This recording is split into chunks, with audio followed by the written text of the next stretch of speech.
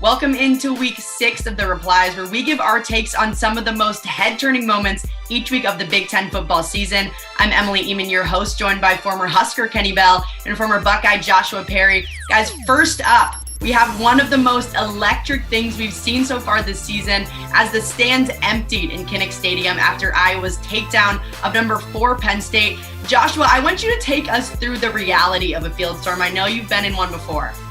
Yeah, so I've got two sides of it. The first side is my guy Cardale Jones in 2012 at Ohio State. It was both of our freshman year. And we beat Michigan, and there was a field storm at the end. And Cardale never made it back to the locker room. Like, he was out there taking photos with people, passing his helmet around so people could put it on and take selfies. Like, he really enjoyed it. Me, I was the opposite. This makes me anxious. I watched that and I had some anxiety about what's going on because it's wild and people are tugging on you. They're trying to talk to you. You're trying to find your teammates. You're trying to make your way back to the locker room. It is electric. It is so much fun. It is one of the best things about college football. Yeah, I couldn't agree more. I've never been in one. I second the sentiment about too much anxiety in this situation for me. Like, I love the celebration. It's one of the best things in sports. But as a former player, I'm looking for my teammates, and like the entire student section that's been drinking since 9 a.m. Tugging on you just sounds brutal. So I could imagine it'd be hard to get back to the locker room. Communicating is a nightmare, I imagine. But man, this is one of the best things in sports. So congratulations to Iowa. What a football game. And yeah, they got some great momentum heading into a great schedule the latter half of this season. Next up, Sparty's offense was firing on all cylinders. Last weekend, Michigan State became the 5th team in FBS history to have a 300-yard passer, 200-yard rusher, and 200-yard receiver all in the same game. Joshua, what's impressed you most about the Spartans so far this season? Yeah, I mean, it's this offense, and this came out of nowhere. Like, a lot of people in my position picked this team to finish in the basement of the East, and they're absolutely killing it right now. And if I'm one of those teams in the East that's ranked ahead of Michigan State, I've got my eyes open for this team because they can move the ball at will. They've got a bunch of playmakers everywhere, and you can't just decide to defend one thing. But I got to ask Kenny, you ever have a 200-yard receiving game? You know, JP, I think the closest I ever came, I went for like 196 at Ohio State in 2011 when we played you guys there. Maybe 12. That was 12. That was my freshman year. 12. So, yeah, it was 12, 11 we played at our house. But, yeah, 200 yards. And not only that, but on 5 receptions, like, just chuck it and pray. It was a track meet. It wasn't even a football game for him. I think the biggest difference this year is Kenneth Walker, right? They got a true war daddy at running back, and that play action is really paying off for them. And how about Coach Tucker with the defense, special teams? You catch Sparty at home late in this season, and it's going to be very hard to beat that football team. Catch him at the woodshed. Yep. Next up, we have a catch from Ohio State's win over Maryland last weekend. And Buckeye receiver Chris Olave is just simply unfair. Kenny, I want you to break down this catch for me.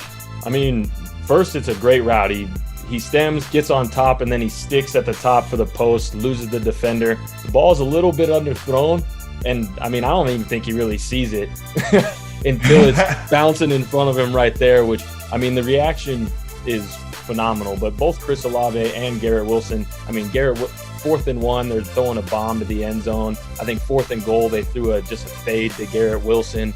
I mean, the guys that they have are phenomenal at the wide receiver position. I think it was this week or last week, Garrett Wilson caught like a little under route, jumped midair, high pointed the ball, 360, landed on his feet, and still went for more. I mean, the athletes at Ohio State, JP, I got to tip my cap to, because they do some stuff that I simply just couldn't do.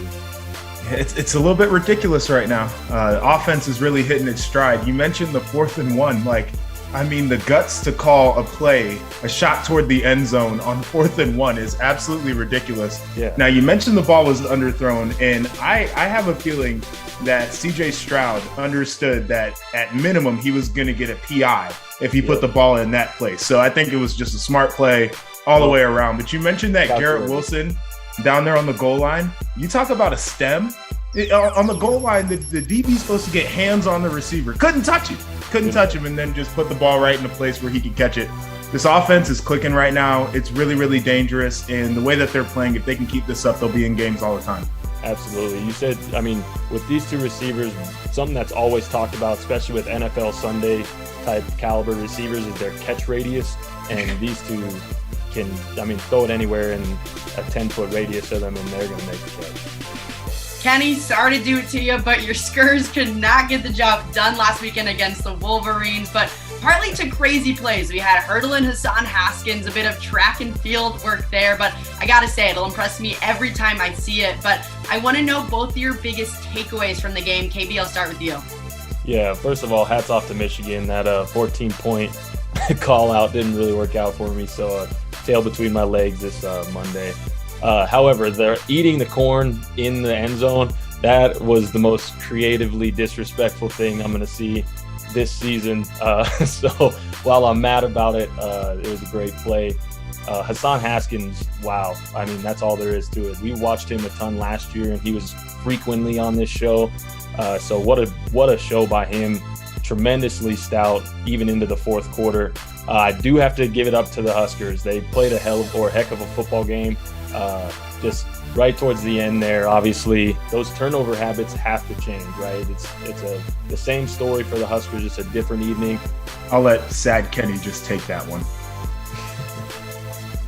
Next up, the Rutgers Signalers are just straight up comedy on the sideline. Some guy called it the off-brand Wiggles, which killed me. KB, if you see this during a game, how do you not just burst out laughing? Yeah, you know, it's funny. I didn't see that tweet, but that's exactly what I thought of. It's like a Wiggles concert up there. We might be aging ourselves a little bit right there. But for those at home that don't know what's going on, they're the signal callers, right? So one of them is calling the play, one of them's calling the formation, one of them's calling the personnel, most likely. So they're communicating to the offense what play is being called, what formation. But I mean, these guys love their job, and the reason they're in those green, yellow, and blue shirts is so they stick out on the sideline, right? Because if you're staring at a sideline and everyone's in red, not going to be able to see it. But man, they're dedicated.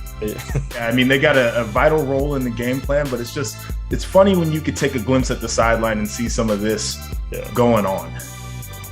You got the goofball on the left, we got Muscle Man in the middle, and then Ted Lasso on the right. They're all just taking their persona. To finish up, we got a little bit of an imitation game going on Twitter using our same content to start off the thing. As Drake put it, JP, are you annoying you or is it flattery? Listen, imitation is flattery. I just want everybody to know we are the originators over here at the Big Ten Network, and we do the concept as good as anybody out here. And they even stole one of our tweets. But like I said, when you're doing it well and when it's getting the reactions, people are going to want to copycat. Exactly right. If you do it well, it means more people want to do it. What can we say? And also, Scooby McGeeza is one of the dopest Twitter handles I've ever heard of. So I can't talk down to that man. Thanks for watching week 6 of the Replies, the best place for the most viral college football moments. We'll see you guys back next week for week 7.